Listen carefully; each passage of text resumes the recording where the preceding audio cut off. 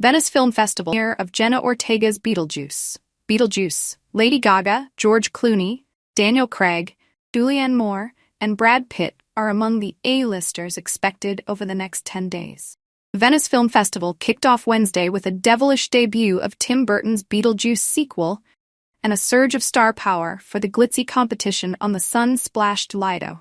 Lady Gaga, George Clooney, Daniel Craig, Julianne Moore, and Brad Pitt are among the A-listers expected over the next 10 days in Italy's watery city for the world's longest-running movie festival, known as La Mostra. The return of big-budget Hollywood pizzazz after a low-key edition last year due to the Hollywood writers' strike was on full display Wednesday with the out-of-competition world premiere of Beetlejuice. Beetlejuice. The film again features Michael Keaton as a chaos-causing ghoul alongside Winona Ryder, Catherine O'Hara, Monica Bellucci, and young star Jenna Ortega, who sported a backless red gauze confection that matched the red carpet. For Tim Burton, the acclaimed aficionado of the strange and ghoulish, his latest fantastical romp into the afterlife was a project from my heart.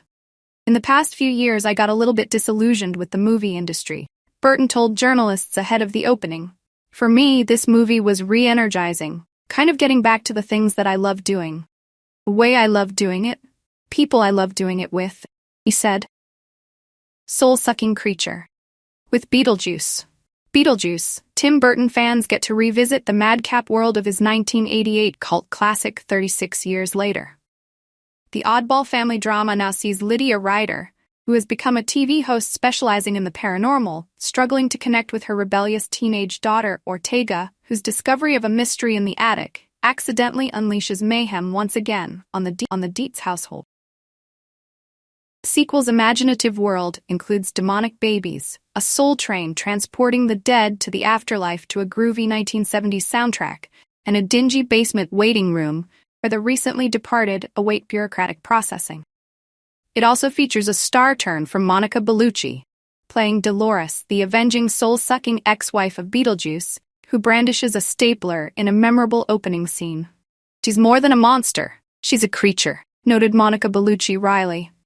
Asked by a reporter whether another sequel about the prankish, irreverent ghoul could be on the cards, Burton joked, "Well, let's do the math.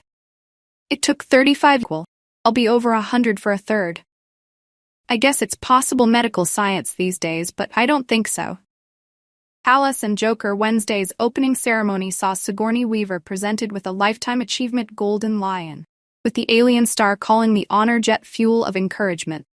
The festival shifts tone on Thursday when eyes turn to Angelina Jolie as Maria Callas in Maria, Pablo Larraín's biopic about the opera diva's tormented life, one of 21 films in contention for the top Golden Lion Prize to be awarded September 7th. Also much anticipated is the dark psychological thriller Joker Folie, Deux, the sequel to U.S. director Todd Phillips' 2019 Venice-winning film, loosely based on the DC Comics characters and set in a gritty Gotham City. Film brings back Joaquin Phoenix, who won an Oscar for his depiction of the failed clown descending into mental illness, this time paired with Lady Gaga as his sidekick and love interest Harley Quinn. Bond star Daniel Craig stars in Queer from Italy's Luca Guadagnino, an adaptation of the William Burroughs novel set in 1940s Mexico City. While Australian director Justin Kurzel's The Order features Jude Law as an FBI agent investigating white supremacy in the Pacific Northwest. Spain's Pedro Almodóvar is back with his first full-length film in English, The Room Next Door. Moore and Tilda Swinton, while Nicole Kidman stars with Antonio Banderas in the erotic thriller Babygirl, from Dutch director Helena Rijn. The roster also includes U.S. director Brady Corbett's The Brutalist, featuring Adrian Brody as a Hungarian Jewish architect and a life-changing project. Playing out of competition are two documentaries about the Ukraine war. Songs of Slow-Burning Earth, a Ukrainian director Olha Zhurba, and Russians at War, in which Russian-Canadian filmmaker Anastasia Trofimova was embedded with a Russian army battalion in eastern Ukraine. Sweden's Goran Hugo Olsson, meanwhile, said his documentary, Israel-Palestine on Swedish television 1958 to 1989, based on 30 years of public broadcasting archives, was his most painful film to date.